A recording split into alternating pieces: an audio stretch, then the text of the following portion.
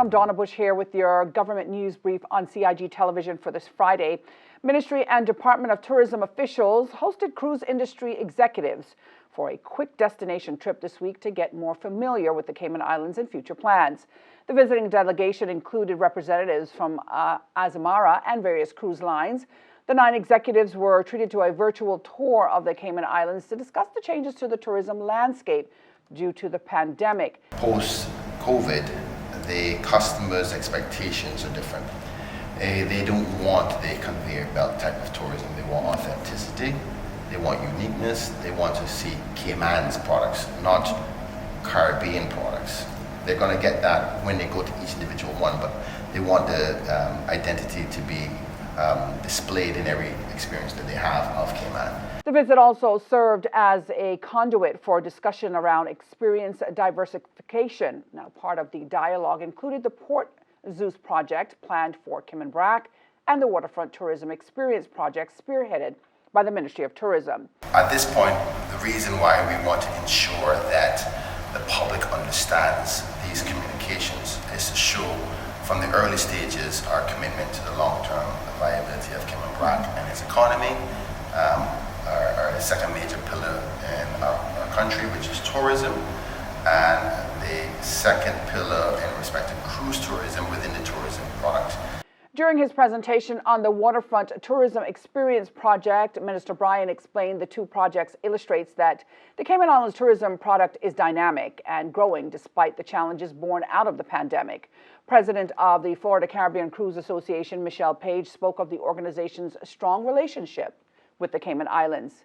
The cruise industry in the Cayman Islands have had an extremely close relationship, and under the present government's tutelage, we're looking at bilateral, strong relationships to be able to spread the economic wealth to the people of Cayman.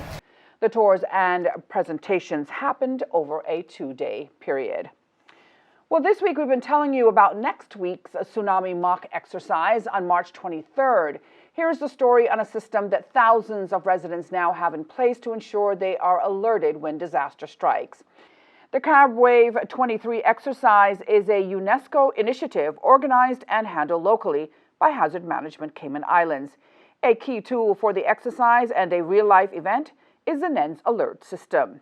Go back again over here, and then just put in your phone number. Yeah. Go to send again. The system alerts residents and provides information on major disasters such as an earthquake or big fire.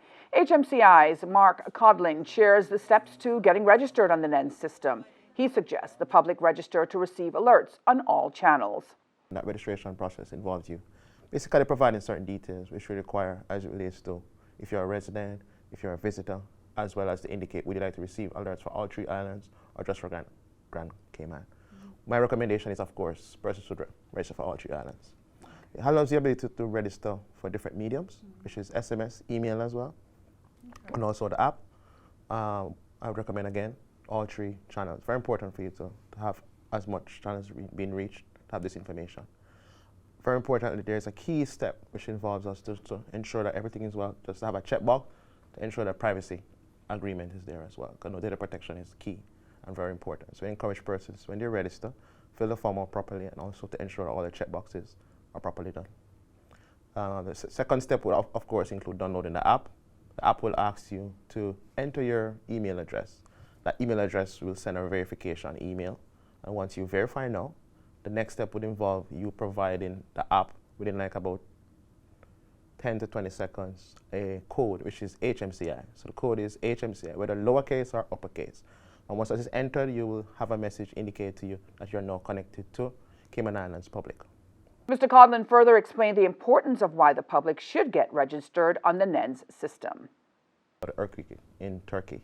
One of the key things is, while there is an earthquake, any major event, you like to know what is the next step, what information can the government provide for you to ensure that persons and the public is safe.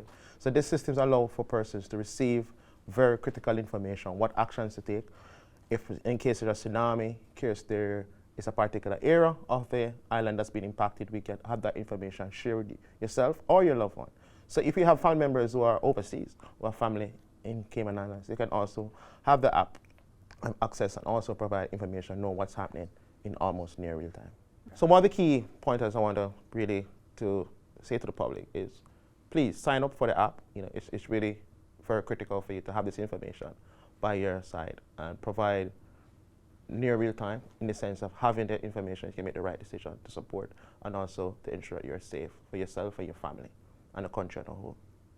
Again, the mock tsunami exercise takes place next week, Thursday, the period of March, the 23rd of March, with the tone alert going out at 9:25 in the morning.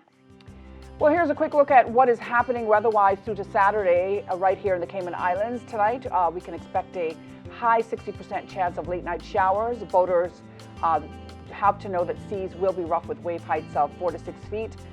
So they have to be aware of that. Now, wind speeds and seas should decrease in strength by Saturday night as conditions improve in our region of the Caribbean. Well, it is the weekend, so be sure to check out the weatherservices.ky website and the Cayman Islands Weather Services Facebook page to find out for yourself what is happening locally with our weather conditions. And that's it for today's news brief here on CIG Television. I'm Donna Bush, wishing you a safe and wonderful weekend and inviting you back here again on Monday. Until then, bye-bye for now.